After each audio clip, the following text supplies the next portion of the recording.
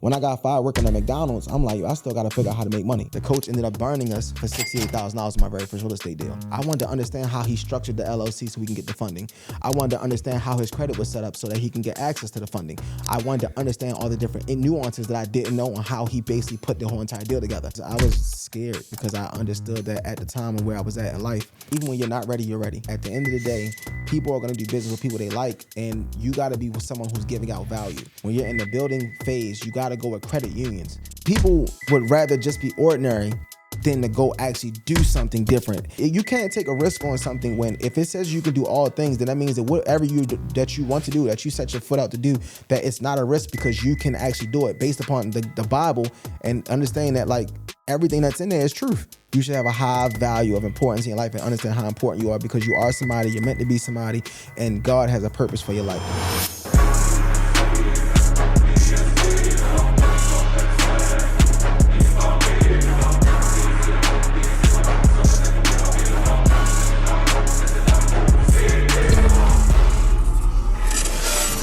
We're so glad to have you on the show today, Tyrell. Thanks for joining us. Appreciate you, bro. Glad to be here. Yes, sir. My guy. Yeah. I got to say, I just found out that he's 18 years old. And so to me, that's super exciting because at 18, man, I was running around chasing girls, smoking weed, just doing things that was destructive. So it's good to kind of see that you're doing something productive, bro. And I'm actually proud of that. So I want to actually give you kudos for that because I was doing all the wrong things at 18 years old. Well, I appreciate it a lot, man. Yeah. Thanks for those kind words and being here today. No, for sure. Thank you. Thank you. Well, yeah, let's dive right in. I'm really curious your story. Tell people your background. Tell people how you got to where you are today. What's kind of like that story behind the scenes that people don't see before they see success? So I was born in Baltimore, Maryland. My mom and dad both worked full-time jobs. So, my dad worked as a sanitation worker.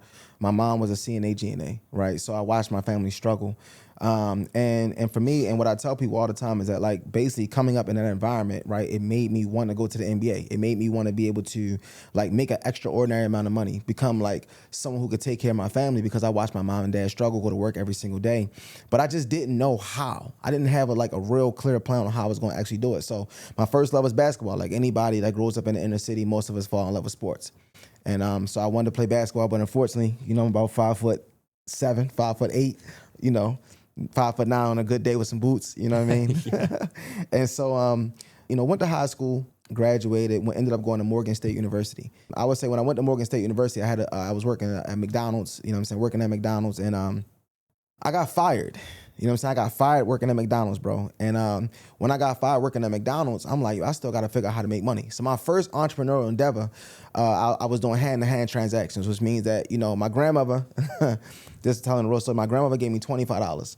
I took $25 and I went and bought some marijuana, and I basically bagged it up. And that was my first business, and I went back on campus at Morgan State University, and I started basically hand-to-hand transactions, and that was my first business, but that was my first time like being able to make money outside of working a job. And when that happened, I went all in because I made money. I actually made the $25. I actually made like $50 profit. And from that point, that was like my very first business that I took really, really serious. But when you start getting into that lifestyle, I got robbed at gunpoint. So even being at college and I was supposed to be going to class and doing things like that, I'm outside hustling. And I got robbed at gunpoint at Morgan State University, right? Where it was like a near life or death situation. And so like you go through different situations in your life where it really changes like your perspective on how you see different things. And so from that point, I still liked business, right? But I knew that I couldn't continue doing what I was doing because it wasn't going to take me on the right path. Later on that year, I had got another job and I used to work 70 hours a week. So my work ethic, I've always had like a crazy work ethic. My thing is that you will never outwork me, right? Like I'm going to outwork anybody that I come across.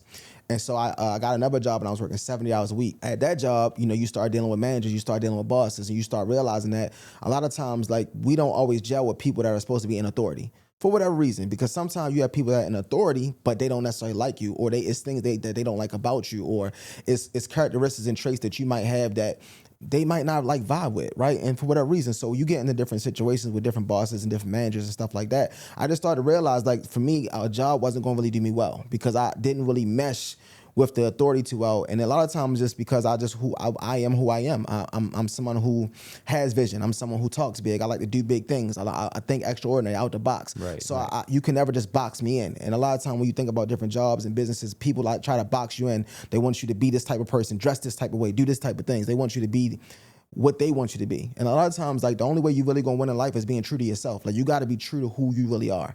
And so at that particular job, man, I was like, one day I got into it with the manager and I looked up how to get rich. Rich Dad, Poor Dad came up back then. You know, when you understand Google, when you understand SEO, when you put how to get rich, and he must have paid to get the top spot. You know, Rich Dad, Poor Dad, the Robert Kiyosaki audiobook came on.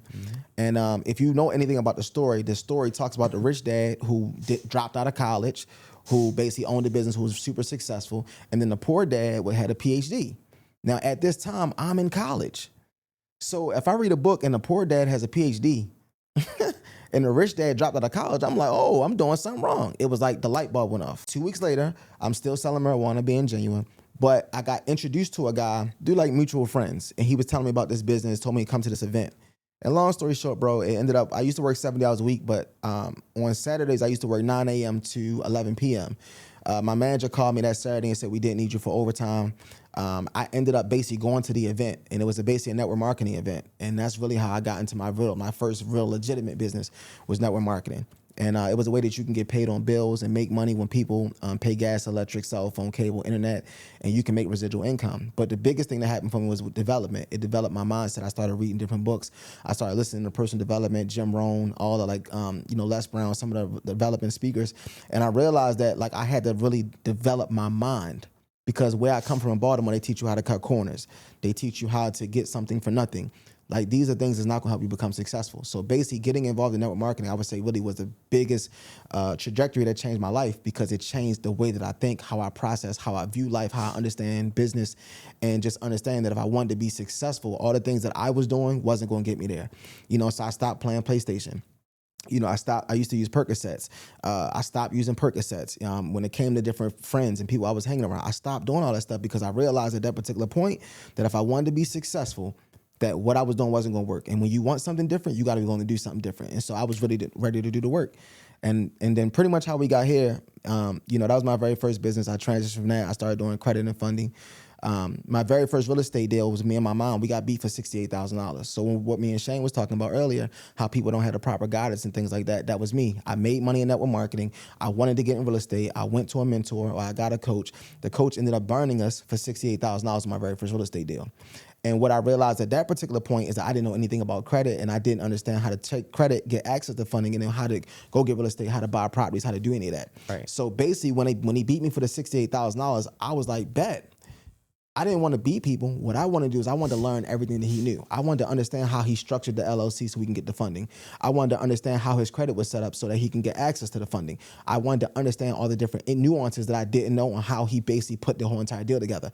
I was 24 years old at the time, so I was young enough that when we got beat, I wasn't as upset, because my mom was like more in the 50s. Like, she's like probably at this time, I'm 34. It's just like 10 years ago. My mom is 66, so she's 56 at the time. So my mom is super upset. You know what I'm saying? I'm 24, I'm young. So I just wanted to understand everything that he knew. And it drove me to go get all the information, all the knowledge. And what I did was I started applying it. I started executing. So when I realized, okay, my credit was bad. I had negative student loans. I had car repossessions. I had charged off credit cards in my credit. My mom had no credit. So I had to fix her credit. I had to fix my credit. Send out letters, go through the whole process of fixing my own credit. But with hers, I just had to build her credit. And I started getting different banking relationships, going to different credit unions, getting access to funding. I probably got access to over $150,000 in funding just from building her credit from scratch. Meanwhile, I had to fix my credit, then build my credit, then go get access to funding. But, now we've gotten hundreds of thousands of credit. We've done, millions in real estate in terms of back home in Baltimore and different deals and things like that. But I got here through different tribulations and and just being able to triumph through every single tribulation. And every time I hit a speed hump, I just went over it. I didn't let anything stop me. A lot of people go through different things in life, and everything that they go through, it stops them in their tracks.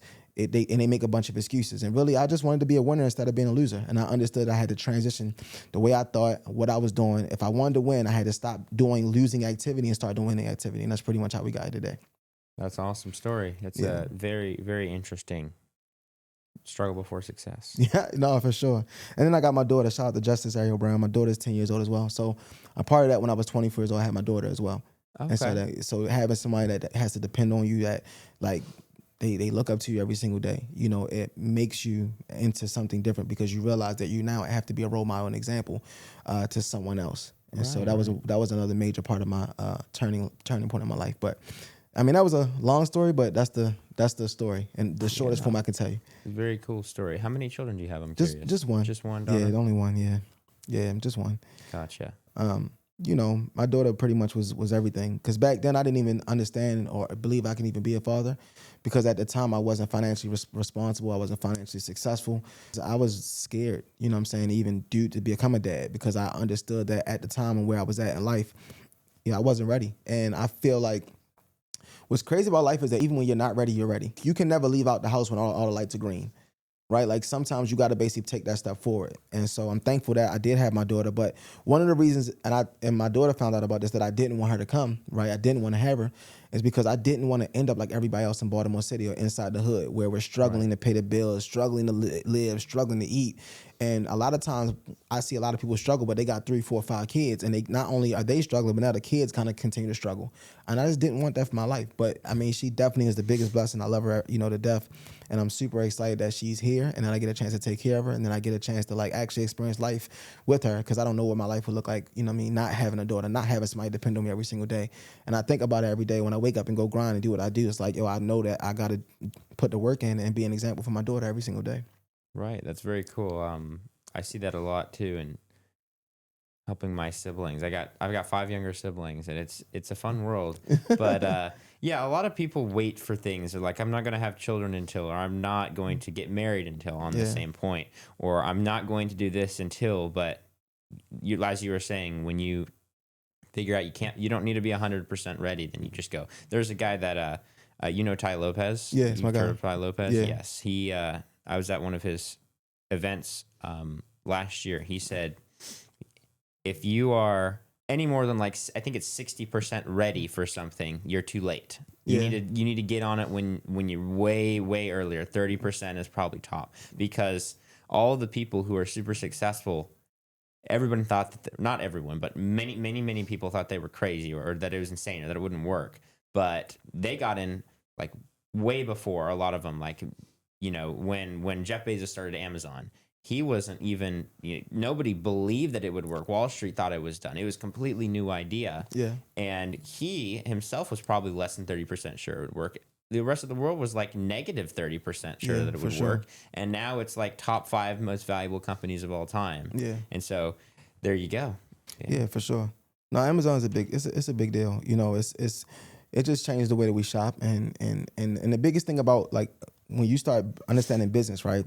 A lot of time what I see that people don't realize about business is that you can look at other companies and how they're structured and how they do things and see how it can help your business. Like I noticed like on Amazon, think about like when you go on Amazon and you click a product that you want, it'll say people that buy products like this also buy Products like that. products like this, which is like what we call in our world and online is upsell, right? A upsell, It's right? a funnel. It's a funnel. So it's upselling you, right? But people have a business and they don't have upsells.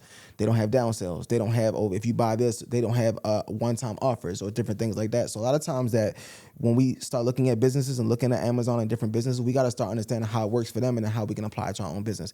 Most people just don't study business though, and that's why they're not successful, because they don't study business because they don't really even want to be successful in business. Right. Yeah. I'm also an actor and in the film world, as well as, I mean, some of these groups here, people here are as well. But one of the things that a lot of people neglect is studying the business side of it. But I tend to work or like working with the people who understand the business side of it, because they realize, okay, it's positioning, it's branding, it's figuring out how to package yourself and your storefront, because no one's going to go into a coffee shop and get a cup of coffee, even if it's the best in the world, if there's paint peeling off the walls and there's broken glass, or there's something that doesn't look right. You got to position it right. Yeah. And Aesthetic is always important. It's always important to look good. You know what I'm saying? Whether you're a person, whether it's your business, you know what I mean? Everything always has to look good, because, you know, at the end of the day, people are going to judge books by their cover. You know, they say that you shouldn't do it, but we all know that most people judge books by the cover. So what the cover looks like also can have somebody open a book up and read it.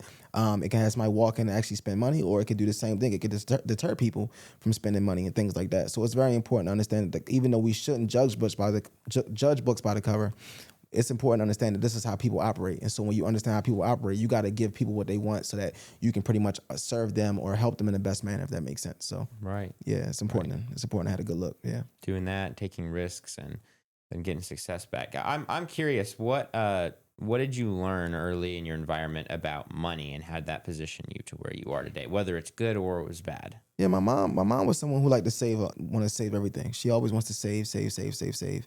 You know, my dad actually, even though he was a sanitation worker, my dad, one of his first, a business that I watched him grow, is he used to go to New York every Sunday, and he used to buy he like name brands, Baby Fat, Sean John. These were like some of the name brands back then. But instead of buying them, expensive, he would basically buy them wholesale. Right. Okay. And so he would buy a wholesale, and then he would come back to Baltimore, and he would go to barbershops, hair salons. And I'm talking about, like on Fridays and Saturdays, he had like a route, and he would go to a bunch of different barbershops and salons, and he would basically sell, the name brands, but he would basically sell it. I mean, it'd be cheaper than what it was in the stores, but at the same time, like, it would be more than what he paid for it in New York. And so I started to realize how you could buy stuff low or buy something low, and you could sell it high and basically start making a profit. And what I realized, like, as I got into network marketing, and I listened to, Jim Rohn, like, it talks about how profits are actually better than wages. So a lot of people what I realized, like, most of the people that struggle financially is because they learn how to earn income, meaning they learn how to go and exchange time for money, 30, 40, 50, 60 hours a week. Like, they learn how to earn income. But when you look at people that actually create wealth, they're not earning income, right? They understand how to either build a business, how to buy something low, sell it high, or offer a service, coaching product, things like that. And basically, they don't make money for selling their time. So one of the things I learned about money really was that I looked at what my mom did and how she worked 30, 40, 50 hours a week and how she sold her time. My dad did the same thing at his job, but I also saw my dad not sell his time, but being able to buy something low and sell it for a profit, and understand that he was really he was better financially when he did that, when he had profits better than wages. So most people that I see that struggle, it's like, they always got to exchange, they're always exchanging time for money, when you got to realize that your time is always more valuable than money. So you got to put yourself in position to be able to, like, either one, start a business that allows you to get high profit, right, without having to sell a whole bunch of your time. And that's the biggest thing I would say that I learned about money, is that most people, they make a little bit of money because they sell their time for a little bit of money, and then that's pretty much why they don't have money. If you understand how to get a skill set, right, and understand how you can create profit, it's going to always be better than wages. Right. They say this in many different configurations, but people who are poor it's a mindset. Correct. And they sell time for money. The millionaires have their money work for money. Yeah. And then the billionaires buy other people's times with their money. Yeah. Right? Yeah, for sure. It's all for the time. Yeah, for sure. And that's the thing. I think, like, when you come up in certain inner city environments, the biggest thing is people always tell you, like, yo, go get a good job. Like, go get a good job. Go get a good job. What they're basically telling you is they're telling you the fast way to be poor. Because they're telling you how to go and sell your time for money and work for major corporations. They're not telling you how to actually build businesses. Build someone else's dream. Correct, right? And so that's the biggest thing, like, I realized. So that's what I learned about money. I saw what people who sold their time for money and how their life looked and what they ended up with. And I saw the other side of it, and I was like, yeah, that's what I want. I wanted that. That's what made me kind of go and start selling marijuana or getting into businesses, doing other things, because I was open to actually being extraordinary when it came to income. I never saw myself as making an ordinary amount of money and living an ordinary life. And I think a lot of people just grow up and it's like, yo, I just want to be ordinary. You know what I'm saying? And it's like, for me, I never wanted that. That's why I don't like to hang around or be in places with people where it's like they're just doing ordinary things and just having ordinary conversations, right? Like, one of my mentors is like, every day you should be having a 6 or 7 figure conversation. So it's like, who are you talking to? Who are you having conversations with? Who are you spending time with? If y'all not having 6, 7 figure conversations, talking about how you can build businesses, how you can grow, how you can change your life, then what is the conversation really about? Doing ordinary, regular stuff? Right. And we only get one life to live, bro. So a lot of people just take it for granted. But if we get one life to live, bro, we should definitely be having 6, 7 figure conversations, networking with other business owners, other billionaires, other millionaires, like people who have the lifestyles that we want, because you can learn a lot in those gaps just by having those proper conversations and stuff like that. Yeah, and you never know where you'll be. I remember at that Atlanta real estate conference we went down, I went to go sit in one of the front seats. And it's just being in the right rooms lead to that opportunity. And I'd sit down. I was chatting with this guy for a little bit. I'm like, hey, how you doing? How you doing? Or just small conversation for a bit. Then I find out like half an hour later, he's a billionaire, and I'm like, oh, cool. He comes back. I'm like, hey, good to see you again. Or something. And so it's funny to be in those rooms. Yeah, it's a lot of people say, they say things like always learn something every day. I'm more like, okay, well, go to bed that night having the next part of your story accomplished. Don't wait for that to be accomplished. Right? Yeah, for sure. Live out that story, and everyone's different, but get further along the path. Yeah. And I want to know a little bit more about this chain here. Yeah. This chain, Chief SBS. We move it in the front so people can see. Yeah. What's that stand for? So SBS is a struggle before success. When the chief was crazy, right? And this is where it goes into having like the proper friendships or business owners that you can network with. So one of my guys, he does like podcasts. Shout out to my guy, Brendan Boyd, right? And he basically teaches entrepreneurs how to get more exposure in their business, how to get on podcasts, monetize podcasts, all those kind of things, right? So one day, my handle on Instagram used to be SBS _ Mr. Brown, right? Okay. And he was like, bro, you need to change that. Like, you need to get rid of that. Like, he's like, bro, if you're on a podcast and you got to tell people to follow you and it's like, follow SBS _ Mr. Like, bro, it's too much. Right. Like, find something different, bro. Like, you need something that's just like, straight, like, So when he told me that, and this is the thing too, I'm an executor. If someone tells me something, I'm not the type of person who knows it all. I don't know everything. So when he told me, I really went into my mind and I started thinking about it. I'm like, what can I call myself? So now I'm going and I'm using, and this, I don't even know if chat was as prevalent as it is today, but I just started thinking of different things. So I went online and Chief was like, you have a Chief Indian, right? That's like the top Indian, right? Right. So it was like, bet, I'm just going to be Chief SBS. You know what I'm saying? Like the struggle before success, I had that brand. Like that's been my brand since 2015. So when I was in network marketing, one of the things I realized about business is that people needed to be a part of something bigger than themselves. Right. And so when I started my network marketing business, a lot of times in network marketing, most people don't build a brand. They don't build they just build the company. So I'm like, nah, I'm going to build struggle before success. And so when people joined, it's like, nah, yes, you're a part of the company, but nah, you're a part of the SBS brand, right? We had our own handshakes. We had our own shirts. Like, you know what I'm saying? We started really taking over. And then I just kind of transitioned that brand into everything that I've done in business. But, that's my life, bro. My life was definitely a struggle coming up. Part of it was just different decisions that I made to go out and do different things that my parents didn't necessarily teach me, but it's an environment. I hung around certain friend groups and certain circles, and so you see certain things. And so because I made the wrong decisions, like it made my life a struggle. But, what happens is that it was all a part of how I got to my success today. And really it's because I always thought outside the box. I've never been somebody like, if everybody's going right, I want to go left. Right. I just always wanted to be different and I always wanted to do something different. So that's kind of how I got the way I am today. But really the Chief SBS just came from my guy, man. Just like, change your name on Instagram, and then like thinking about it and like, okay, boom, let me go with Chief SBS. But yeah, the brand always been struggle before success. And that's pretty much just my life. And I felt like it resonates with a lot of people's lives, whether you come from inner city or not. A lot of people, no matter where you come from, you're going to go through certain struggles in marriage, in business, in life, in parenting. Like you're going to struggle and then you're going to have success. Right. Yeah. Yeah, that's awesome. And that's how you got that watch there. Yeah. Tell us about the watch. Yeah, so it's an Audemars, This the thing about that, I've always liked different name brands and different things when it comes to dressing nice and things like that. But the biggest thing is about having assets too. You know what I mean? So I understand that I like nice things, but one of the ways that I've gotten nice things is because I do actually have assets. I have real estate that I own. And I understand that even in business, like as I strive and grow and do different things, like we talked about earlier, it's a certain aesthetic. A lot of people are attracted to certain things. I get a lot of conversations that spark up because of my watches. Right? When we first talked and I had a Richard Mille on and it was like, yo, is that a Richard Mille? And we had a conversation. Right. Now we're on a podcast together, right? So some of the things that I do, I understand that it attracts certain people and it attracts certain relationships. And so it's just understanding what that looks like. When you go out and build business and you have certain looks and you understand that there are certain things that resonate with people, there are certain things that just attract people. And so when you understand what that looks like, you can now spark conversations, do business deals, business acquisitions, all based upon just understanding that there's so many different ways that people collaborate and connect. Right. And so when you understand how they connect and how they collaborate, you can also, bridge a lot of different gaps. Because even, bro, you being 18, me being 34, like this is us bridging the gap. This is like, And I want to bring people like you to the younger audience. Yeah. You know what I mean? So it's like, that's how we all kind of basically come about.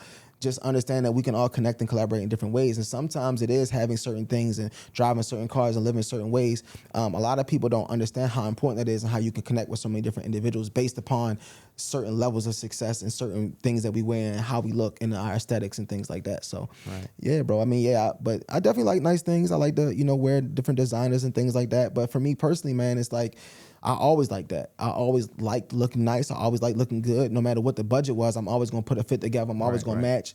And that's why I to the younger version, like, yo, you gotta be true to yourself. A lot of people don't have success because they're not true to themselves. They're always trying to fake to be around this person, operate so this person can like them. Like I like to be who I am, and I like to attract people that are like me, and I like them.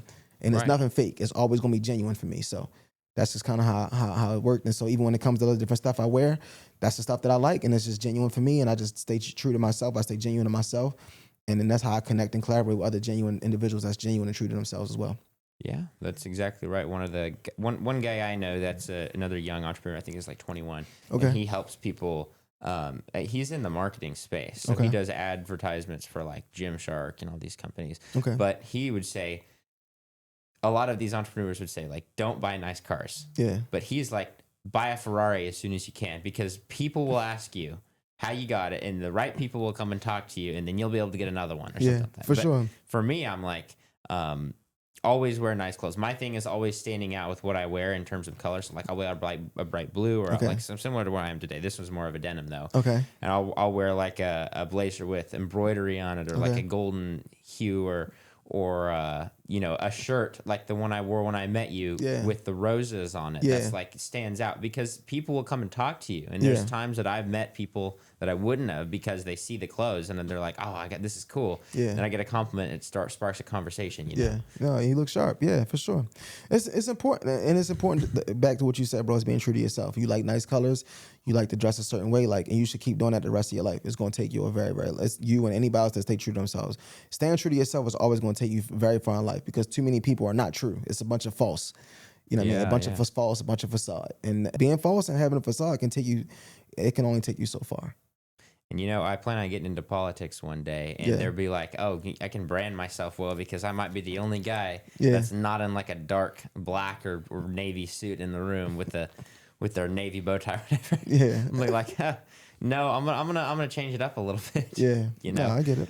But yeah, man, I love the term, the tagline, the username, which, by the way, go check them out on social media. What platforms are you on, by the way? Everything, bro. Everything. YouTube, TikTok, SBS, Facebook. Chief SBS. Yep. Yeah. Instagram, everything at Chief SBS. And we have a pretty large following, over 800,000 on Instagram, over 300,000 on TikTok. We have 2 different Facebook pages, over 400,000 on each page.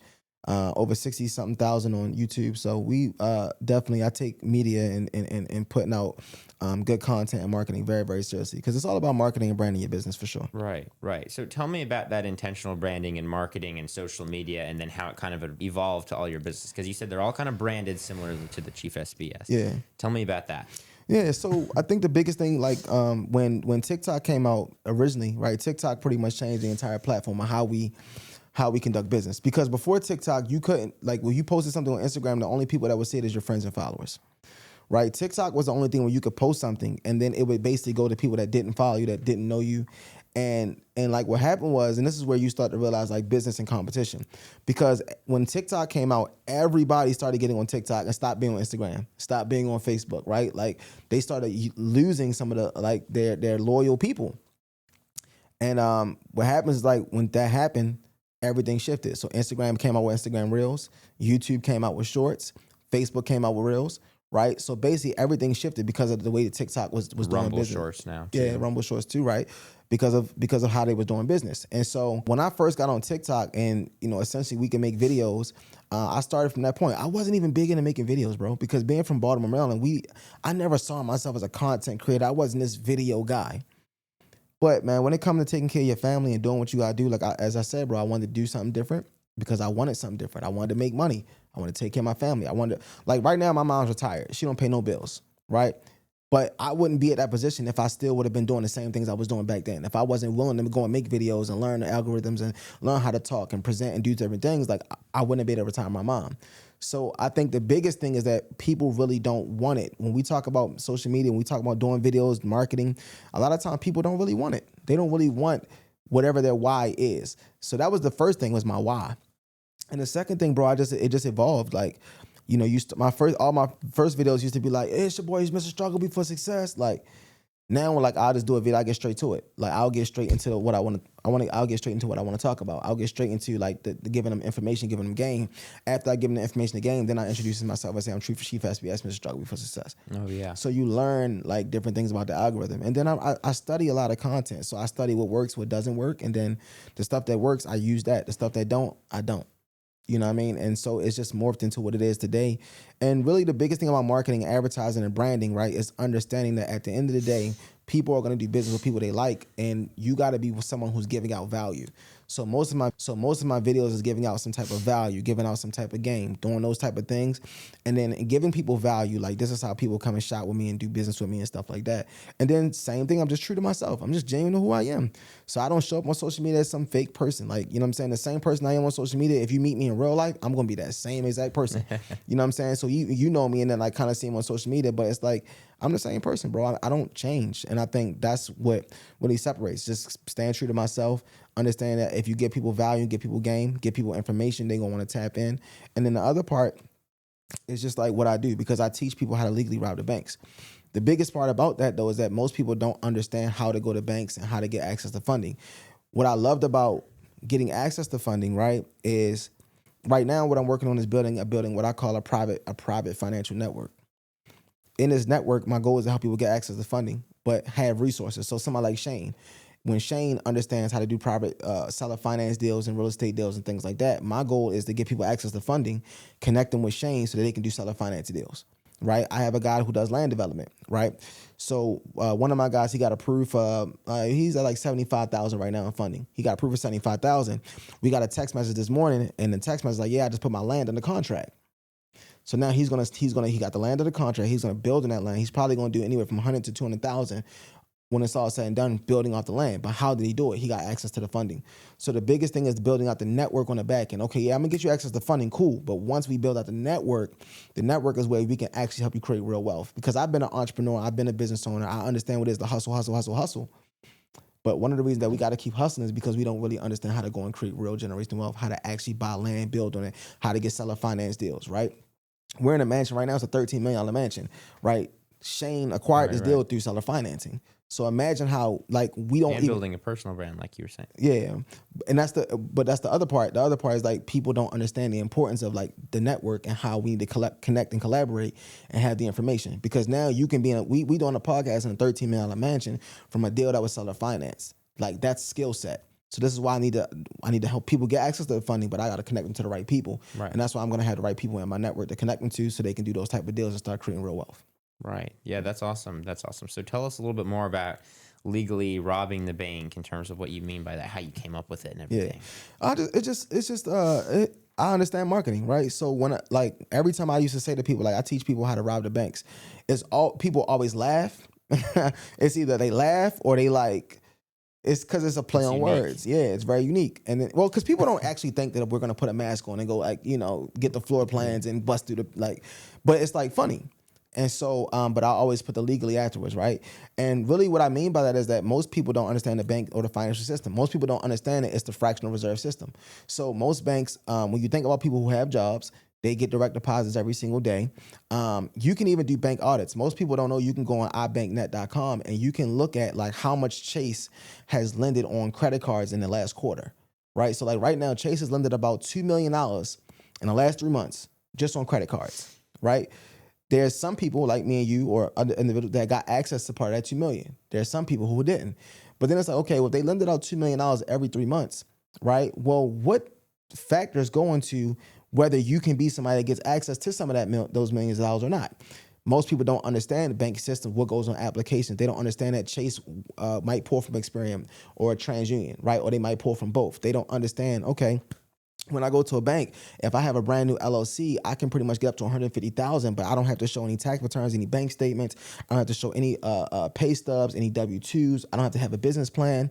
But okay, well, if you get access to up to that 150,000, how do you do that? Like, what are they looking for? They're going to look at your personal credit profile. They're going to look at, okay, is your credit score 800 above or 750 above? Okay, they're going to look at your payment history. They're going to look at your credit card utilization, right? Like, have you maxed out your credit cards and things like that? Like, there's certain factors. Do you have charge-off, bankruptcies, collections on your credit report? See, they're looking at all these different factors on the credit report. So once you kind of understand, okay, well, what is Chase looking for? Right, to give you access to 150,000. Okay, how does your business have to be set up? Is it properly structured? What industry are you in? Are you in a risky industry? Do you have a business phone number, business email? Like, do you have proper structure? And then it's like, okay, cool, but understand there's no shortage of money. They lend out $2 million per quarter, right? So basically, that's every 3 months. So they lend about $8 million a year just in credit cards, and that's just one bank. We're not talking about Bank of America or any other bank. So most people don't even understand how to go and audit banks and understand like how much they're actually lending, and then they don't understand what goes into the application process, what are banks looking for, how do they even qualify.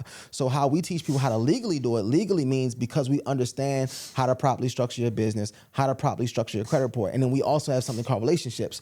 So a lot of people just go apply online. We have actual relationship managers that we tap into that we will connect you to, and then we'll make sure everything is correct. We make sure your credit profile is there, that your business structure is set up properly, and then we connect you to our relationships, and it's pretty much how we get you access to that money without you having to show any tax returns, any bank statements, any business plans, or any type of documentation. So this is why I say legally, and there's multiple different banks. You got Bank of America, where you can go with Bank of America, you can do one inquiry but get 4 business credit cards from Bank of America. So one of my guys just got $47,500 from Bank of America, no tax returns, no bank statements, no W-2. Right? No pay stubs, no business plan. Did one application, got 4 different business credit cards. The $47,500 is 0% interest for the next 9 months. Right? So one inquiry, $47,500, 0% for 9 months. And it was all because we understand how to properly structure the business, how his credit profile was properly structured, what goes on the applications. Got the money, right? And so this is where we do it legally, because most people don't understand bank system, the fractional reserve system, how it all works, how it ties in. And the biggest thing about him, okay, what is he doing? Now that he got the money, he's going to go do real estate, right? So his goal was to go and put 2 properties under contract, and he wanted to use the money for his materials at Home Depot to get the cash back, because Bank of America, they got cash back. So not only can you get the 0% interest, now you can get cash back on the money that you're spending, and you can pretty much build wealth by using other people's money, but understanding the different systems when it comes to banks, the fractional reserve, and how it all works, how it ties in, and how you can benefit from it. Most people don't know. So this is how we teach people how to do it. And we say rob, but they're not really robbing the banks, but they're basically leveraging the systems that they've never been taught to legally access funding, and then how to leverage it so they can go build real wealth. Right. That's actually interesting. Very interesting system. So what's the first real win you had with that system? Navy Federal. First one was the Navy Federal. I tell everybody, go to get Navy Federal, man. If you don't have a Navy Federal account and you're looking at this and you follow Jacob, you need to call Navy Federal, tell them that you have a grandparent that was in the military and you want to set up a checking and savings account, right? So I got in with Navy Federal, right? I went to so when we went to the real estate conference, right, with Shane, one of my very first conferences learning about credit and learning about funding was in that same room, right? Okay. And the person who gave the event was Marcus. Was him 500. Marcus Barney. Yep, Marcus Barney gave the event in that same room. I promise you, that day was like it did so much for me emotionally, because I went to that same room in that same event and Marcus spoke, and I learned pretty much about Navy Federal and about different plays. So that's really cool. What happens is I got in with Navy Federal, and I got a $35,000 loan. And I had got a $15,000 credit card from Navy Federal. So I got $50,000 from Navy Federal. And my credit mate wasn't even over 700 at the time. I might have had like a 640, 650. And I got $50,000 from Navy Federal, right? And what I did was, and this is when I still was doing my network marketing business as well, I used a lot of that money for like running advertisements so that I could basically get in front of more people to build my business and run more ads and things like that. And the Navy Federal credit card, it was a cash back. I was getting cash back on running my ads to build my business, and I was making money from getting people my business, helping people get started, making money on that side. So I understood back then that even on a $15,000 credit card that you could run ads, right, which you can advertise and scale your business, you can get cash back for running and advertising your business, and then your business could basically make you money. And most people don't understand the system. Then I had got the $35,000 loan. When I got $35,000 loan, we pretty much took that and we did me and my mom did one of our first real estate deals. So now I had something that 15,000 I could run, advertise, build my business, scale my business, grow my business, and get cash back. And the 35,000 I can go and basically continue to do it. I did a down payment on a property, got a hard money loan. We did one of our first real estate deals. We did over 6 figures in that particular deal. And so, yeah, bro, I really, I would say that me understanding the system from that particular point, and this is why most people don't understand that when you're in the building phase, you got to go with credit unions because they're more lenient and they can give you a lot more money and things like that. And then once you build your credit up to a certain point, this is when you want to start getting access to different banks, your Bank Americas, your Chase, your Wells Fargo's. You start building different business relationships and different banking relationships because most banks are business partners. The goal is that banks should be lending you money. And another thing is that we like to teach people how to position yourself so well that the banks compete to lend you money. So imagine now you're not just begging for money. Like, yo, look, my credit is like this. I'm going to compete. I can go to this bank and say, hey, they're going to offer me X, Y, Z. But I can go to another bank and say, hey, I just went to Bank of America. They're going to offer me this. If you can beat it, I'll do this. Right. I got an uncle in banking he lives in the bank capital, Charlotte. Okay. And in the Carolinas.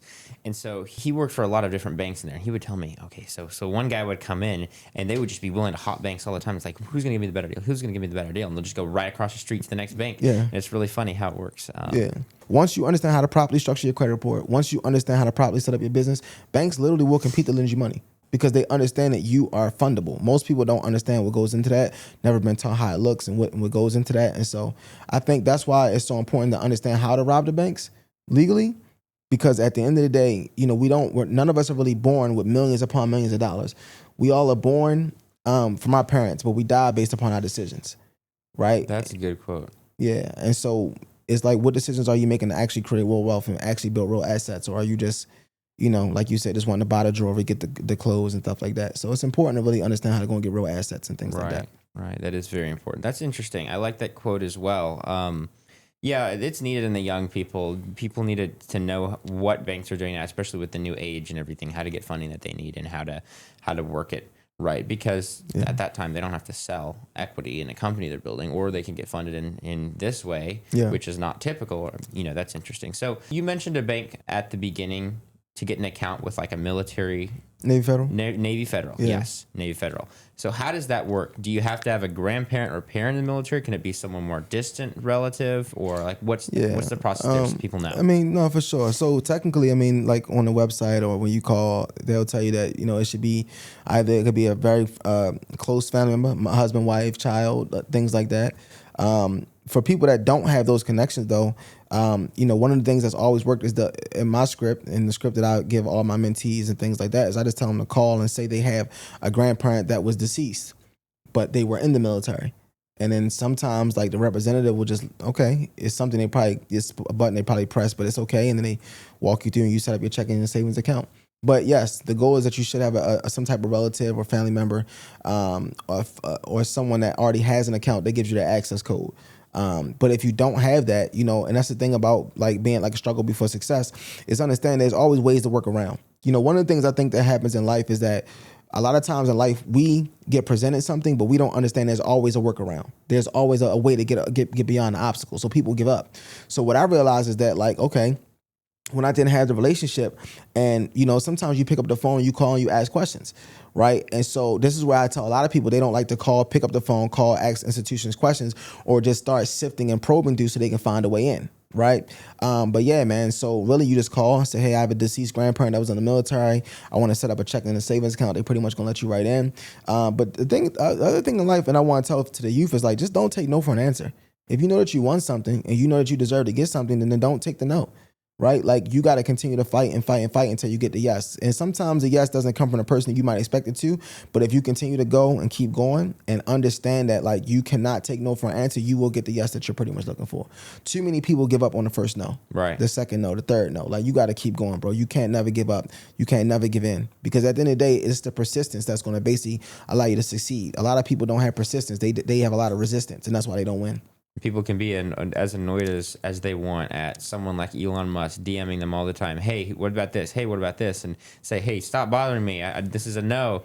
And then he becomes the richest guy in the world with the biggest car company ever in the entire world. Yeah. And it's like 4 times as big as the one that's nearest to it. Yep. And then you're like, yeah, it's worth those 20 messages you sent me. Yeah. You know what I mean? Yeah. But yeah, what is the biggest thing that people misunderstand about banks and lending? That they make money off of lending, that they make money off of lending money, right? So they make money off something called interest. And the only way that can happen is if they're lending out people money. So I think the business misconception is that they want to give you the money. You just got to properly position yourself. So it's the first misconception is that they want to give you the money. People don't understand. The second thing is people don't understand how to properly position themselves to get access to the money. Okay. So people will do everything else but fix their credit, or they'll do everything else but learn the banking system. People do everything else but instead of understanding financial literacy. Right? See, there's a literacy when it comes to finances. The reason why they don't teach it in school is because they profit off people's ignorance. And so the more that people are ignorant, the more money the institutions, the companies, the banks, right, they make more money. But once you start educating yourself, then now, because it's two things, bro. You're either cooking the food or you're either on the plate. So it's either you're eating or you're getting ate. It's only one or two choices. Sell or be sold, Grant. Yeah, yep. And so, yeah, man. So I think those are two big. I'll say two. First is that the banks want to give you the money. Two, how to properly position yourself. What does your credit report need to look like? Like what goes into those factors? And I think people just refuse to either learn the information or want to know the information. And this is why a lot of people struggle financially. Because the thing is that everything we look at today, whether it's a market, a mall, a car that we drive, most of the time, nothing was pretty much bought with just cash. All of it pretty much was financed. Yeah. You know what I'm saying? Sense. Everybody's got to raise money, even these big companies. Correct. And that's why they spend millions of dollars on advertising, marketing, and things like that, because they gotta, I talk about all the time, even like, Jeff Bezos, right? We was talking about Amazon earlier. Right. Jeff Bezos got an $8 million loan when he first started, right? Went to a friend, gave him an $8 million loan. Now Jeff Bezos is pretty much one of the largest the most largest retailers because he went and got an $8 million loan. Well, how many of us that want to start a business, grow a business, scale a business, how many of us can call our friends and go get $8 million? Not too many people. You see what I'm saying? But it's still the fact that he didn't necessarily have the money himself. It's the fact that he went and borrowed the money. We were just talking to Shane, right? Shane said his first deal, what happened? Oh, he called his friend. They went 50-50 deal, but his friend let him borrow the money. We got to realize that at the end of the day, when you want to grow, scale, and do big things when it comes to business, most of us don't come from money. So how do we go and get it? And what's the different work that we got to do, right, to basically position ourselves to put ourselves in position? Yeah. So Tyrell, I'm a little curious as well. Where's the line between like smart leverage of the system versus abusing the system? I would say it just depends on like different people's goals, right? Because smart leverage can literally be like if you get access to funding and you go and do deals and do real estate or land development or different things and you like achieve the goal of actually creating wealth. Right. You're like, great. But even if you attempt to leverage the system and everything doesn't go the way that you planned and it didn't work out the best way, like I still think that's great. I think it's because like, I think that you only fail when you don't attempt to try. Right? Like you only fail when you don't even go after something. Like I feel like people would rather just be ordinary than to go actually do something different and actually go for it. You see what I'm saying? Right. And so I think like the only thing I think that's dumb is when you leverage it and you just go buy things that don't make money. So if you're buying stuff and it doesn't make you money, it doesn't educate you and educate your mind to develop your mind to become a better person. Because even when it comes to money, like we are where we are based upon who you become. So right, like success is all about becoming an individual that deserves a certain amount of success, that deserves a certain amount of making a certain amount of money. Right. So I think that getting access to capital, if you leverage it to get a mentor, get a coach, or to partner up, and you put yourself in position to learn some information that you didn't know before, because investing in your mind, that's the greatest thing you can always do is invest in yourself and invest in like just like you. Yeah. But then, so that's all smart, right? If you invest into a business or into real estate and it works out, I think that's great as well. If it doesn't work out, I think that's still great because you at least attempted to live an extraordinary life, to do something different that most people never do. Right. And then like you can always bounce back from that. The only thing I would say is dumb or is an abuse is if you go and get access to money and then you buy stuff that doesn't make you money, that doesn't develop you as a person, it doesn't give you more information. That to me would be like abuse. But anything other than that, man, if you're using it, like I said, to invest in yourself, buy certain businesses, real estate, whatever the case may be, it works out, doesn't work out, it's all great. Because the biggest thing about, the financial system is like you can always start over and do it again. We've seen Donald Trump so many times, this person filed bankruptcy, but at the end of the day, I mean, he's still revered as one of the most financially successful people, and we know that he's filed bankruptcy, so it doesn't mean that it's over. Right. You can be like him walking down the street. He's like, the homeless guy is maybe not richer than him, but not as in much debt because he's like, what, $1 billion, $2 billion in debt. Yeah. So it's crazy. Well, I mean, I love that quote, you die in your decisions. Some words of wisdom that kind of like put it well. Yeah. And one of the biggest quotes is the Yoda quote, do or do not, there's no try. So I like to say, like a wise man once said, you have 3 options: give up, give in, or give it all you got. And, there might be tough situations you might never fully recover from in terms of missing an opportunity, but it is a stepping stone that just moves the needle towards a type of success that'll make us forget some of those losses. For sure. And so, if you look at the dictionary, the definition of failure is the lack of success. And the question I have to ask about that is, then how is success measured?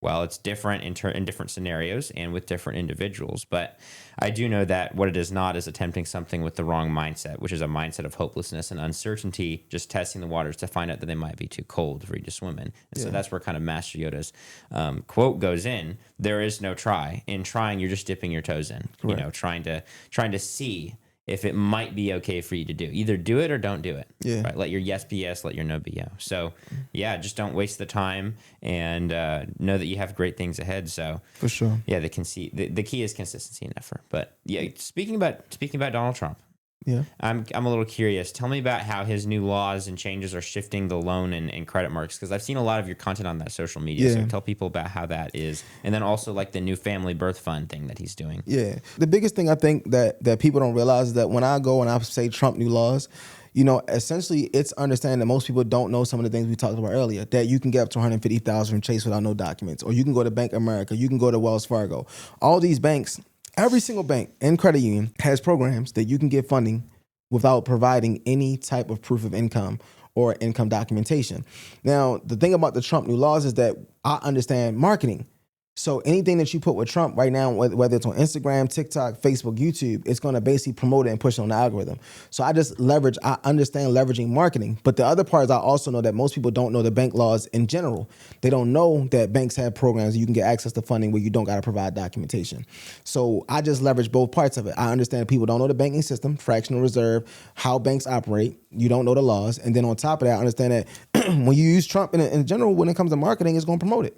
It's going to get in front of more people, so it allows me to help more people. Now, what Trump has done when it comes to the tax side, right, is that pretty much he's giving $1,000, right, to any child that's pretty much born in, let's say, last tax year or this tax year, right, or while he's in office. So while he's in office in those tax years, any child that's pretty much born, they get $1,000 in an IRA account, $3,000 in an IRA account, right, for a child that's pretty much born during his presidency.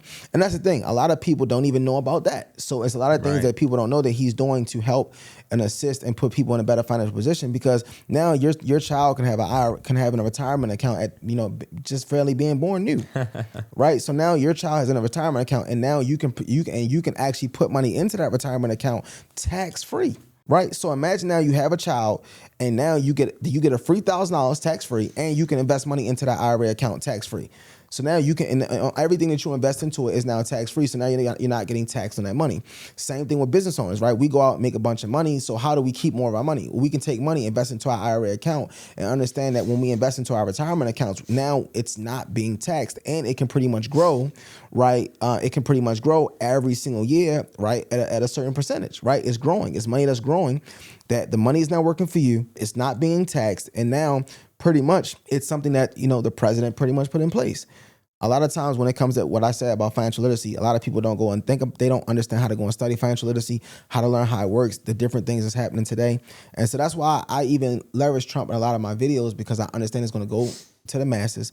And then now when the masses come in, I can show them the different laws when it comes to banks, that you can get access to funding with no documentation. I can educate you on this process, and then I can pretty much walk you step by step through the strategies. And so that's the thing I love about it, is that people don't know anything really about financial literacy. And then when you come to me, I'm going to educate you, walk you through the process, and I really can help you get access to the funding without providing any documentation. But the more important thing is, what do you do with the money now? And we have the proper connections, the proper networks and things like that to connect you, so you can actually build real assets and build real wealth. Very cool. And not just be a hustler, not just be a business owner, not just make money, but actually understand how to create wealth and things like that. Right. Now I'm a little curious to explore that too. Like, tell me, What different types of businesses are you in? How do you actually generate revenue for yourself with your model today? Good one. And tell me about kind of that network. Good question. Yeah. So first thing I'll start with, like, we have a monthly recurring income. So when people that need to get help with fixing their credit, we actually have them on a subscription base. So I think right now we have about, I don't know how many people it is, but I know that my monthly recurring is a little over $20,000 a month, like recurring on a subscription. The other way that I produce income is when I help people get access to funding. We build out the strategy for them. We walk them through the process, and we have a consultant fee. It's a consultant success fee. So as we successfully get you the funding, we only charge 10% of whatever we actually help you get access to. Okay. And that's only if you get access to funding. So we make no money up front on that. But if we produce and get you access to funding, then we only charge 10%. But you regard it as kind of like a fee, so it's not. Yeah. So it's legal. Yeah, it's just consulting, right? It's a consulting fee, and we just walk. And then with business owners, the biggest thing is, like, we consult them through the entire process. Not only help you get the funding, but then when you get the funding, think about it. Like I told you, it's like, what do you now do with it, right? Right. So those are two parts that's major in my business. We have a coaching. So on our coaching side, we basically teach people how to start their own funding company.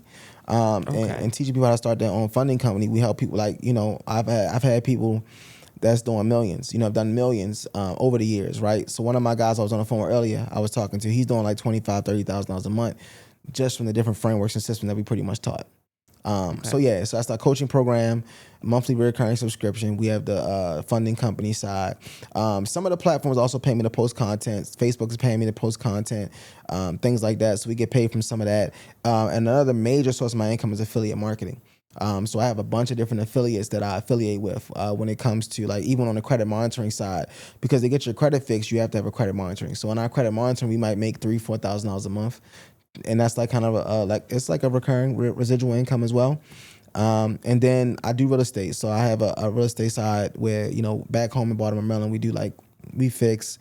The first property, we sold it, and we did like a little bit over 6 figures on a sale. Right now I'm building out more of like a rental portfolio. So we go like build multifamily. Like, well, I want to get into multifamily. So right now I've been doing I sold a single family last year. It was a townhouse. So a townhouse. And townhouse back in Baltimore means that the houses are just connected, right? It's not single family, so it's a townhouse. But we sold a townhouse last year. Right now, I'm in the middle of refinancing one right now. So in like a week or so, we're going to do the refinance on that one. And I have one more that I'm pretty much going to do. And then from there, once I finish these last two, I'm going to definitely slide into the multifamily side. Because I still haven't even done the FHA loan. So I'm going to do, as a business owner, I can still go do the FHA loan. I just got to file my taxes and do my taxes in a certain way that I got to probably pay the IRS, right? But it is what it is. But I'll file my taxes so I can pay the IRS. When I pay the IRS, though, then I can show that I make a certain amount of money that'll qualify me for a home. And then I'll do like a 3 or 4 unit and do an FHA. And then I'll have like 7, 8 units that pretty much I'm making rent off and stuff like that. So the goal is also to build up a monthly recurring on the real estate side as well. Yeah, man, that's pretty much how I generate most of my income. Monthly subscription, coaching, the funding company side, and then our affiliate marketing is pretty much crazy when it comes to that as well. Yeah, tell me a little bit about the system where you can go get loans to kind of fund lifestyle, borrow against assets you have, and then kind of repay it with other loans or with some of those. So typically what we do, with hard money, in one part you can get like a hard money loan. On a hard money side, I mean, it's pretty much so you can buy your property, right? So you get like a hard money loan to buy your property, right? Now, a lot of time what happens is when you go to buy your property in a hard money loan, they will give you 80% of the purchase price and they'll give you 100% of rehab. Okay, so like 80% of the purchase. So let's say your down payment might be $40,000 that you got to bring. Like you might bring $40,000 plus closing costs. Closing costs can be like 6% of your deal. So let's say you got to come with like $50,000. Come up with $50,000, right? So what we do is we will get a hard money loan to borrow the money for the rehab, and they'll give us 80% of the purchase. For the $50,000 that I had to bring to the table, same thing. I can go to a bank like American Express. I can do one inquiry, get 6 business credit cards. That let's say it total up to $50,000. Let's say it totals up to $60,000. I take the money from off the credit cards and I use those as my down payment on the property. So I turn my credit into cash. I basically got into the real estate deal without using none of my own money. Right. And then basically when I go and do the flip or when I go and fix the property up, and then I can either refinance or I can sell the property, I pretty much get all my money back and I'm able to pay the credit cards back. Plus I get profit. So now I got into the real estate deal without using none of my own money. Gotcha. Right. Yeah, So that we're makes sense. leveraging both getting access to it's called asset-based lending. So you're leveraging asset-based lending to buy real estate, but then we go to the banks and we get the traditional money that we need for the down payments and things like that and cover our carrying costs. So even when you get a hard money loan, there's a mortgage and things like that. So there's some carrying costs that you'll intake. So you can use traditional bank lending products to get the money for that.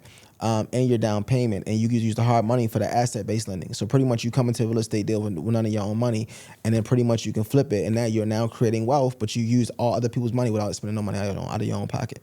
Gotcha. Yeah, that's really cool. It's just it's that type of thing. You know, you hear someone like Bezos that we're talking about before funds his whole lifestyle just off of getting loans and credit or whatever. Yeah. And that's because money is debt. So most people don't realize that money is, and that goes back to because most people focus on earning income, selling time for money. What you got to understand that the real money is debt. So what happens is that you can go and apply and get access to funding, right? And then you're going to pay back monthly on interest, but the goal is not to use your hard-earned cash. If that makes sense, right? Right. So you can pretty much, and you can have a stock portfolio, a real estate portfolio. You can have different portfolios in stocks and real estate, and you can go and borrow against that money. I mean, but you can borrow against your portfolio, and pretty much now you're just leveraging the bank's money to pay your bills and live your lifestyle and things like that. But you still have to have real assets and things that can pretty much support and back the funding that you're pretty much going to get access to when you're doing it that way. But at the end of the day, you're not living off your hard-earned cash. Yeah, that's some good information there. I think people benefit off of that. I'm a little curious too. Tell me a little bit more about your network and the people you have in the network you help with, and like the financial group you're building and everything. Yeah, man. So we got a couple of different people that help with stocks, like that help teach people how to make money in the stock market, right? Okay. So one of my guys, Wasi, right? Wasi made like $50,000 profit in the stock market in one day. I got another guy, my guy named Wes, right? Wes, Wavy West on Instagram. He made $100,000 in the stock market in one day. So we talking about people that can show you how to make six figures in one day in the stock market, right? So a part of my network is like, okay, boom, same thing. When you get access to the funding, you can now go and learn how to trade stocks, right? From either my guy Wasi or my guy West. Like you can learn how to trade from them, and you can take your money and you can put it into the stock market. So like my guy West, he came to me, got funded. We got him $95,000 from Chase, 0% for 12 months. He took the $95,000 and put it into the stock market, and he made six figures off the $95,000, right? So he used the bank's money, right? $95,000 to make six figures, and he didn't have to pay no interest on the money. You follow me? Yeah. So what happens now? Like I got a guy who's 23 years old. 23 years old. We got him like $50,000 in funding. He put land under contract. Right, 23-year-old put land under contract. Now, of course, when he has to walk through the entire process, but he's going to do about $100,000 when he basically sell the land. I mean, when he builds on the land and then sells the property. So the way that my network is set up is like, yo, we're going to get you access to the funding. But once you get access to the funding, we have real live people in place that you can go and not only business, but get coaching and things like that with, and they can pretty much help you to like navigate what to do with the funding. So if you go to West and you get access to funding, he's gonna teach you how to make 50 to 100,000. Yes, you can do that in a day, but even if you do 2,000 a day, 1,000 a day, 500 a day, like now you're using other people's money to grow your money in the stock market. When it comes to like my guy with the land development, Mikey, 3D Visions, he gonna help with land development. So now you can go buy land, and then you can pretty much do six figures on land development when you go and sell the property, right? So the biggest thing about the network that we lock in on is that it's not about just getting access to the funding, right? It's showing you what to actually do with the funding once you get it. One of the biggest things with me is that I can show you how to start a credit repair and a funding company. So I've helped people basically get access to funding, right? Like my guy Todd, I helped Todd get access to over $100,000 in funding, right? He started his funding company right after getting access to $100,000. He's already done $40,000 in the last 3 months. Okay. Right. So we have different parts in the network where it's like, okay, you're going to get access to this funding, but what was going to be the next step? So, but using my man Todd, for example, I love the fact that not only did we get him $100,000 in funding, and the reason why Todd did this is because he saw the process. He saw me walking through the application process to get access over $100,000, and he was like, bro, just show me how to do that. Bet. Right, so we helped him launch his credit repair and his funding company, and like I said, he's done $40,000 in the last 3 months, right? And he has a real legitimate business that he can pretty much, grow, scale, and really now that he has access to over 100,000, he can scale it by running ads, getting on different podcasts, getting in front of other people's audiences.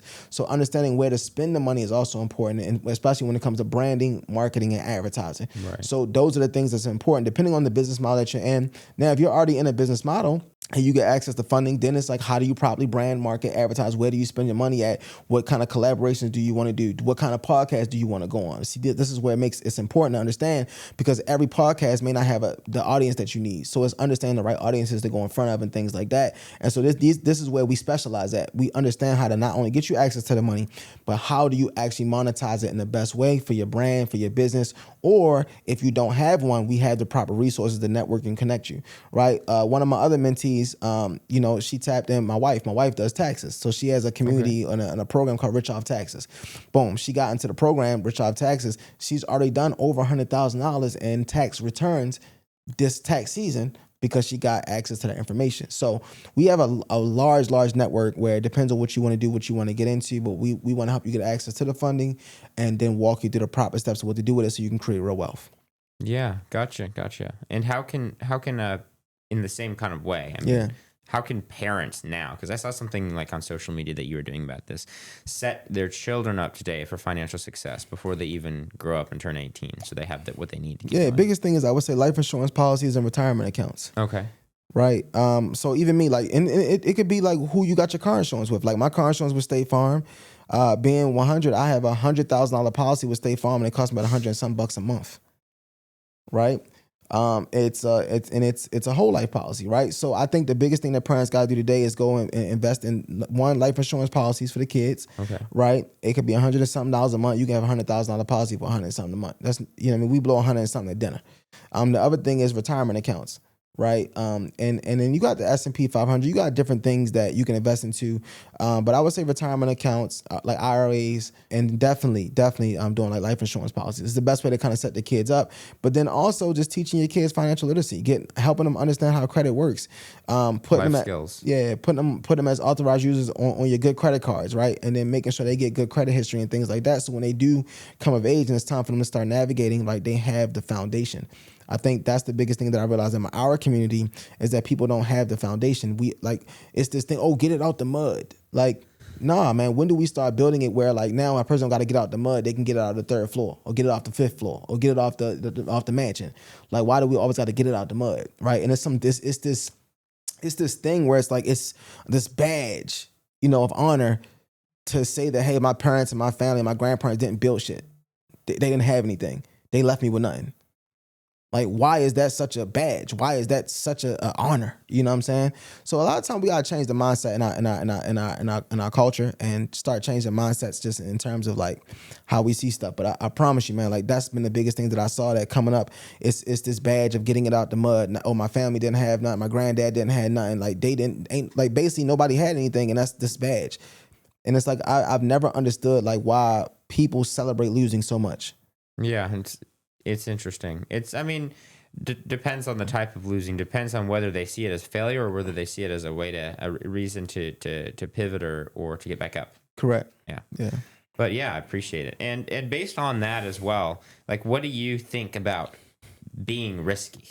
How risky are you? And what do you say? Oh yeah, you got it. Definitely. Definitely, bro. I think risky is the only way to live life. I mean, I think that you only can be successful if you take risks. Because if you think about the way the world is set up, the way your mind is set up, I mean, your mind is set up to protect you. So when you go to take certain risks and do certain risky things, your mind's gonna be the first thing to tell you not to do it.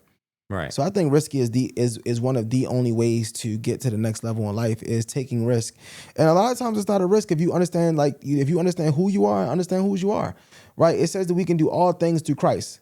Philippians 4:13. It doesn't say some, right? It says we can do all things. So it means that it's nothing that anybody wants to do to put your mind to. It's nothing in the world that you can do that you can't do.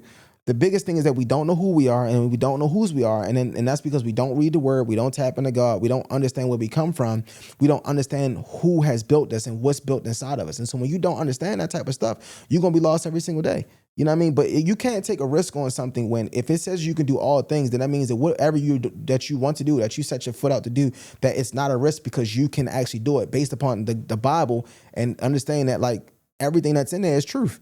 And if you understand that's where you come from, then how can you lose? Right.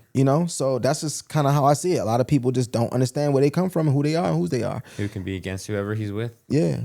Yeah. We'll get into that too in just a moment. I will. I'm glad you mentioned that. We'll pivot up to that. But right before we jump into faith and everything, I'm curious. Why do you think that the space you're in and I've seen it online too, gets so much criticism, and what misconceptions do people have? I don't think it really gets a lot of criticism, bro. It's 8 billion people in the world. I think that really like a lot of times what happens is that, so in the Bible, right? Like, and I talk about this, but one of the things that devil did, or the serpent, right, was he got Eve to focus on what she didn't have. Okay, and this is what I mean by that, right? The reason that she ate the apple, or the reason that happened, is because she ate from the tree that she wasn't supposed to, is because the way the devil worded it was like, hey, the reason that God doesn't want you to eat from this tree is because he doesn't want you to be like him. Right. So think about what that is, though. When you say that, that means you took the focus off all the abundance of what she did have that she could eat, and then you basically took that energy and focused on what she couldn't have. But you made what she couldn't have, you made that bigger than what she already had access to. You follow what I'm saying? Yes, I do. So basically what happens is now, like, it's like, oh, well, if you eat from this tree, like, God doesn't want you to be like him. So now in her mind, it's like, oh, like, I'm going to eat because now I'm going to be like God. All he did was just switch the focus and take the focus off of all the abundance that she did have and make her focus on the lack. Right. So he made the lack look abundant, and he made the abundant look lack. Right. You follow me? Yeah. So when it's like, oh, why does the industry get so much criticism? It really don't. It's just that too many people focus on the lack. Right. Or they look at the criticism and they're not looking at all the abundance. So they should look at the abundance. Right? Correct. So it's like, when it comes to criticism and stuff like that, I see it, but I don't really see it. People who look for the haters will find the haters. Yeah. Where your focus goes is where your energy is always going to flow. Right. So I don't think, do we get criticism? Yeah, but that's every industry. Like, does real estate get criticism? Does, stocks, does taxes, does every industry every big thing before it got big. Yeah, it all has criticism. Your social media algorithm works. It's like it'll show you what you want to see. Well, there's a setting on, like, it'll show you this and then this and then this, and then it'll show you an ad. Yeah. And then when you buy the ad. Yeah. But it's like it'll show you more of what you're looking for. No, for sure. And a lot of people just are very negative in life. Like, they have negative outlooks. They have negative bank accounts. They have they're because they have negative mindsets. Yeah, they just have negative mindsets. So I would say that, I think every industry gets criticism. You know what I'm saying? I wouldn't say that my industry or any other industry is any different. I just think people it's just depend on where your focus goes and where your energy flows. And so a lot of times my message to anybody is, don't be like Eve. Like, understand the abundance that you do have and focus on the abundance. Don't allow anybody to come and trick you out your spot and start looking at lack and focus on the lack instead of the abundance that you already have in your life. Right. And be like Adam. Don't be like Adam as well, because as we know, he was with her there. Yeah. So you want to be able to help people and get them on the right path and keep For them sure. away from falling into that as Yeah. well. My joke to that is like, it's a joke, but my joke to that is, I don't know, man. If a naked woman told you to eat an apple, I don't know how many men would, like, would not do it. So even though back then they didn't know that they were actually naked, but in theory, like, she was still naked, she was pure, and she had a fruit. She said, eat the apple. You know what I'm saying? I don't know. Like, I don't know how many men, if a naked, and y'all tell me, drop in the comments, like, if you got a girl and she naked, like, eat the apple, like, oh, like, yeah, give me a piece of that apple. You know what I'm saying? That's funny. There's something I heard recently as well. The first several chapters, I guess it's a theory, I don't know. There's big debates about it. First several chapters of Genesis, I think it's like the first 15. Some of them are even intended to be more as poetry rather than word for word how the story went. Yeah. And so sometimes it's like, okay, well, how much can we really understand about a situation without having to be there? Yeah. That's not really what the focus should be, because, I guess it's history, but Yeah. there's a lot of things we can learn from it, but there's nothing that's really progressive that'll take us into the direction to be closer with Christ. Yeah. So, based on that too, we'll jump right into it. What role does faith play in your life today? Oh, it's everything, bro. I wouldn't be where I'm at without God. I wouldn't be where I'm at without God. And, my mom, dad raised me in church and things like that. But, one of the things I definitely need to work on is having more of a relationship with God myself, like, just even doing more. But I have a really good relationship, because, like, my faith is really, really strong when it comes to my belief in myself and my belief in, like, just knowing who I am and whose I am. And understand that I can do all things, like we talked about earlier. So it's a major part, bro. You know what I mean? Like, when I go on stage and like last weekend, when I go on stage and speak, I pray. I want him to lead me and guide me. And even like when we have conversations, right? Like, and that's why I say I love, like, your organization. But one of the reasons I'm not as organized in conversations like this, because I would rather the Lord come and speak through me. Right. You know what I'm saying? Like, they say that, sometimes we make plans and God laughs, right? You know what I mean? So it's kind of like, at the end of the day, like, when you understand that he pretty much has his hand on your life, certain conversations, things happening. Like everything is always happening for you. It doesn't happen to you. Right. So I just have an ultimate trust, ultimate faith and belief in him. You know what I'm saying? And I think that's where it shows up, just having ultimate faith, Show up today, like, like having this conversation. I got to speak tomorrow at an event. I was just somewhere last week.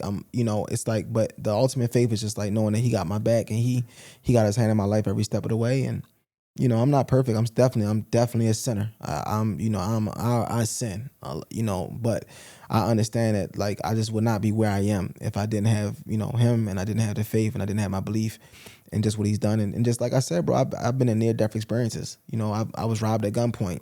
I've gotten, intoxicated to the point where I fell asleep behind the wheel.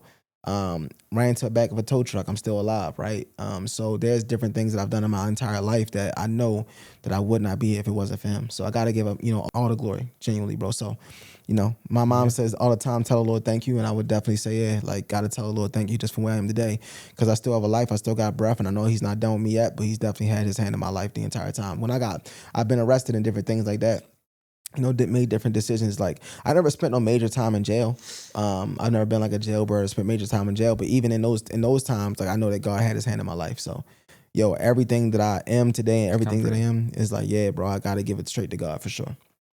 Did you grow up in a Christian household? Yeah, my mom and dad both definitely both was Christian and things like that. Non-denominational though. So Non-denominational, same. Yeah. Yes. It's in the church, God is the ultimate head. Yeah, no, for sure. Should be. I mean, Should be that way. different denominations is just like, it's just human. Yeah. When you understand that humans have different things that it's not always bad, but you have to be careful. A human can take the place, or wants to take the place of God. Correct. Yeah, but that's just a lot of things. I think, like, just understanding that a lot of stuff when it comes to God is just like, when it comes straight from God, it's like, it's just like that thing of, like, me and you if I tell you a story and you go and tell Shane and Shane goes and tells Marcus, like, by the time the story get to Mark, it's gonna be different. All right, telephone. Yeah, right. It's just gonna be different, right? Like, it's not gonna be the same exact way that I told you. You know what I mean? So that's kind of the way I look at, like, the different denominations and things like that. Like, this is how it started, but then as time goes on, different people, different things they didn't like, blah blah blah, boom, like, it's resonated to what it is today. And but at the end of the day, man, like, I believe God, I trust God, I believe in dying on the cross for my sins, and I really don't do a lot of arguing when it comes to different, like, people and their religion and their faith and things like that. Like, whatever you believe, and whatever, whatever guides you. But I just know who I am and whose I am and what I believe. You know what I'm saying? I stand firm on that, and I don't knock anybody else and what they believe. I don't say, like, oh, that mine is right and yours is wrong. Right, because everybody's a sinner. Yeah, but this is what I believe in, and letting God be the judge, and giving people, letting people be, but giving them inspiration and purpose, and then letting God be the judge. Correct. Yeah. And then pray for people, man. Just like, people come from different. Most people believe in certain religions because of their parents or their grandparents or because of their environment where they grew up at. Right. A lot of it's passed down. It's like generational. You know what I'm saying? When you think about Jews, when you think about Catholics, when you think about a lot of times, the reason that people are in these situations or in these religions is because this is where they come from. It's their environment, their parents. Right. 9 times out of 10. Right. And so you just understand that that's how life. It's the same thing with money. If you think about, like, Stephen Curry and his brother Seth Curry, their father was in the NBA. His name was Dale Curry. They went to the NBA. You look at, Bronny James, they in the NBA. Some genetics. Yeah. So it's some genetics, but some of it's just like, when it's a lot of things that we do, our parents did. A lot of times you see people that are in the army, and then it's like their kids go to the army, and then their kids go to the army, and it's like politics. Yeah, in politics, right? And it's all because of what you see and the environment of how you grow up. So I feel like that's kind of how most of us kind of arrived to that decision, and I just understand that, and I'm cool with that. Yeah, and it's really interesting. It's good to know that, and then how to be, like, as you're saying, with different religions, people how to categorize. Sometimes the categorizing really just shuts down conversations, and sometimes it just cuts people off from each other.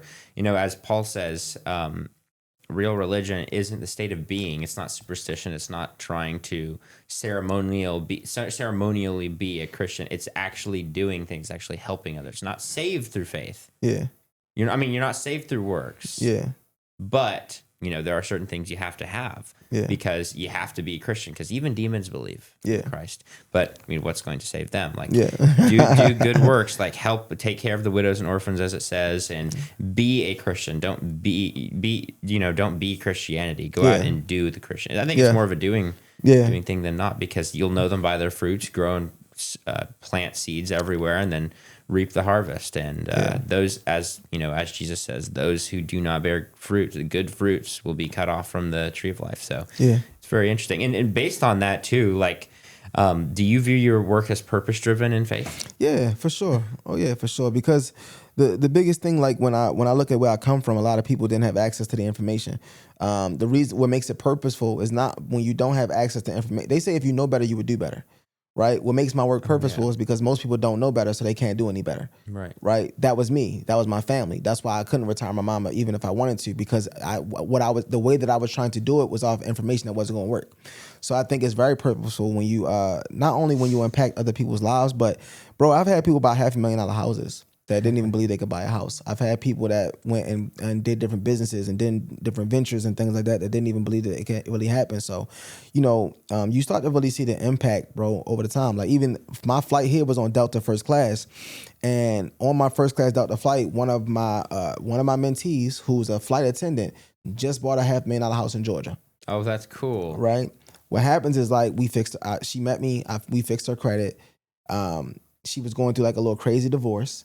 Right. So now as I'm getting on a flight last night, and she's my flight attendant, and she literally puts me in a group chat with all of the flight attendants on the plane. Right. But it's like, hey, and this is my mentor. Like, do you need anything? Like she just bought a $500,000 house. I really helped change her life. So it's very purposeful. It's very driven. And you just start to see the impact that you have on other people's lives. Some of these people I've never ever even met. Like my first time meeting my mentee was on my first class flight last night, and she's been a mentee for like 1.5 years. So that's really funny. Fantastic though. No, it's life, man. Social media it makes us all so close, but also distant as well. Yeah, because when you meet someone in person, it's a lot different online. Not just because they might be different, but it's just different in person when you see someone, because you realize there's so much craziness going on the phone. It's like, oh, the world is falling apart. But then you just look up and you can actually go in some of these places or see what's actually happening in the world. Most of it is just digital. Yeah. Most things that are just happening are just like commotion digitally. So that's a really cool story. Things have happened like that in the past. It's kind of funny how we're positioned. People place things by God, But for sure. Based on that too, how do you stay grounded and humble while operating at this level? I don't really believe in the word humble. If you ever look up the definition of humble, right? If you look it up, it's basically the word humble. Matter of fact, we can look it up, but it says not like your self-worth or your self-importance, right? It's like devaluing your self-worth or self-importance. So I'm not really the most humble guy by definition, but I am very more prideful and high in yourself versus. Well, I just. What do you mean? Well, so I want you to look it up too. So make sure you look. I think everybody should look it up, because I think people. Matter of fact, look it up over on the podcast so we can teach people, right? So look up the definition of humble. Having or showing a modest or low estimate of one's own importance. Bingo. Think about that, right? Say it one more time for the people. Oh yeah. It says having or showing a modest or low estimate of one's own importance. Modest or low estimate of one's own importance. Bro, that's not me. I think that's the wrong word there. Yeah. I think it needs to be more in grounding in faith rather than humble, because humble is. Yes, because we all are important, right? Like you should see yourself as very, very important. Bring people up rather than put them down. Correct. But, just don't think of yourself higher than you ought to. Correct. But yeah, man, I'm very important. You know what I mean? That's very interesting. I haven't heard of it like that before. Yeah, I'm very important, bro. So I'm don't really agree with that definition, right? But in terms of being grounded, bro, my mom and my dad, my family, my grandparents, right? Like being grounded in I would say Christ. But to all the young people watching, don't be humble, right? Do not have a low estimate of your own importance, because the whole entire world will tell you, right, to do that. The whole entire world will tell you how unimportant you are, how to basically not estimate your importance. And I want to tell you right now, whoever you listen to this show, you should have a high value of importance in your life and understand how important you are, because you are somebody, you're meant to be somebody, and God has a purpose for your life. So and make other people and treat them as they're important too. Correct. Yeah. So that's why masterclass here. Yeah. That's why I look up definitions a lot of different words. Define your terms. I was in debate for a long time. Define your terms, and so I looked at the definition of what failure versus success actually means. Like masterclass, always look up definitions so you know what you're dealing with, and you know the right words to make the most impact. Yeah, no, for sure, it's very important. I think that I learned that a while ago. Like I learned about the word humble a while ago, and so I've always been debunking that as I've been having different conversations, because people always tell you to be humble, but once you understand that someone's basically telling you to have a low estimate of your importance, like that to me, that's crazy. You know what I'm saying? Like it's crazy for a person to even think of themselves that way. So I just, I'm glad we had that conversation. I hope the youth got it, because that's very, very important. Because when you're 18, 19, 20, when you're in that stage, bro, that's the biggest time you got to know how important you are. Because at that particular time in your life, most people are walking around treating you like you're not important. Think about, being 18 when it comes to even like girls, right? Girls are looking at all the older guys that make money, do that, like, because the younger guys like, oh, like nah, like I'm him. I'm somebody. You know what I mean? So we always have to have that self-worth and that self-importance. And that's always very important. I think it's big for anybody to really know how important they really are in life, for real. Right. And I mean, I've never had a girlfriend, so I don't know a whole lot about that space. Okay. But what I do know about it is what I learned from a lot of other people, which I try to listen and gain wisdom and knowledge. But yeah, that's very true. It's like always actively building yourself up for the future and preparing no matter when it is thrown at you. Because if you're not preparing at all, there's like you're supposed to be patiently waiting, but it's not passively waiting. It's preparing for things like that, and making sure that everything will be worked out and that you're building that importance, knowing that you are important, but you're also building that up so that people can see it. For sure. And you should always work. You should always be building yourself up and working on yourself and becoming better and becoming more. But yeah, man, the whole entire world is going to tell you how important. How to lack importance or how unimportant that you really are. Just never fall for that ever in life, for sure. That's a really good point. I've never heard it put like that before, but I'm glad that maybe other people that might be younger or some place in their life need to hear it. Will hear it now. Yeah, for sure. Yeah. But yeah, where do you see yourself going over the next several years? What are your goals and everything like that? Bro, I don't have like the 5-year plan. I work hard every single day. But my goal is to really continue building out the private financial network, help other people definitely become millionaires. And for myself, right, like I would say the 10 million, right? Maybe 10 million in revenue that I've done, help other people become millionaires, bro. My daughter, like making sure that, because, she's 10 right now. I mean, pretty soon we're going to look up and she's going to be going to high school and things like that. And so just making sure that she's set for life, being able to take care of my family, bro, take care of my mom, and even now, like I have people that really depend on me, bro. So just making sure that we continue to go up and develop ourselves and continue to build and grow, bro. And just really, I want to have an even closer relationship with God as well. Like build my relationship with God and develop that even more as well. But take care of my family, bro, and just really like make sure that I'm leaving a lasting impact on other people's lives. I definitely want to create, and I never put a number on it, but yeah, I want to create 100 millionaires. As a matter of fact, and that's why events is important. I went to an event, one of my mentors said he wanted to create 100 millionaires, right?